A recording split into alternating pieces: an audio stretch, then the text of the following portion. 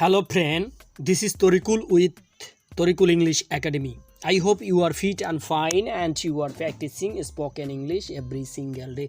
আশা করি আপনারা ভালো আছেন এবং রোজকার মতন আজকেও নতুন আরেকটি সিরিজ নিয়ে এসেছি।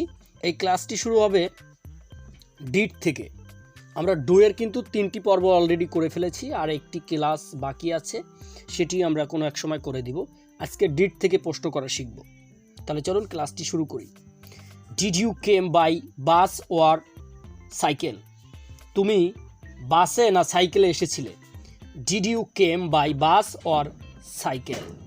তুমি বাসে না সাইকেলে এসেছিলে? Did you go for fishing? তুমি মাছ ধরতে গিয়েছিলে? Did you go for fishing? তুমি মাছ ধরতে গিয়েছিলে?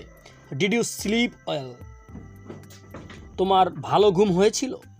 Did you sleep well? তোমার ভালো ঘুম হয়েছিল? Did you go to Akash place? তুমি আকাশদের বাড়ি গিয়েছিলে? Did you go to Akash place? তুমি আকাশদের বাড়ি গিয়েছিলে? যে কারো নাম তুমি মেনশন করে কিন্তু এখানে দিতে পারো, right? Okay. Did you need to handle hair? তোমার কি তাকে ঠেকানোর দরকার ছিল? Did you need to handle হার? তোমার কি তাকে ঠেকানো উচিত ছিল বা দরকার ছিল? Did you see what can I do? দেখলে আমি কি করতে পারি? Did you see what can I do? দেখলে আমি কি করতে পারি? ঠিক আপনারাও কিন্তু এই ডিড থেকে এভাবে অতীতকে নির্দেশ করে প্রশ্ন করতে পারেন। ডিডের এই ব্যবহারটি কিন্তু চমৎকার একটি ব্যবহার।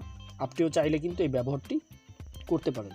অতএব বাসায় প্র্যাকটিস করতে হবে, আর প্র্যাকটিসের স্বার্থে কিন্তু আমি আপনাদেরকে খুব কম ক্লাস দিচ্ছি এবং খুব কম প্র্যাকটিস করার নির্দেশ দিচ্ছি না, শুধু আপনাদের সেন্টেন্স মেকিংটা শর্ট করে দিচ্ছি, এই জন্য যাতে আপনারা প্রচুর প্র্যাকটিস করতে পারেন। কারণ মনে রাখতে হবে, প্র্যাকটিসের বিকল্প কিছু নেই। প্র্যাকটিস যত করতে পারবেন আপনি কিন্তু ইংলিশে তত এগিয়ে যেতে পারবেন।